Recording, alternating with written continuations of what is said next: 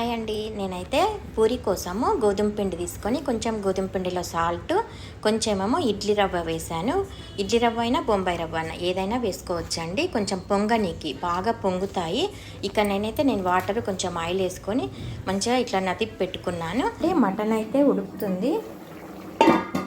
ఇక్కడ నేను పూరి కోసం ఆయిల్ పెట్టిన. ఇదిగోండి మా పాపనైతే పూరి కోసం పెట్టింది ఉండలు.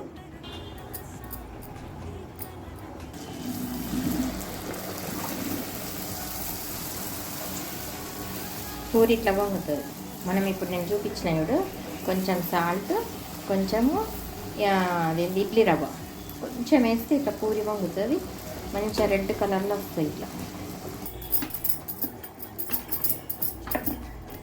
ఇట్లా ఈజీ ఉంటుంది. ఆ పూరి ప్లేస్ అయితే అస్సలు చేయబుద్ది కాదు పూరి ప్లేస్ మీద.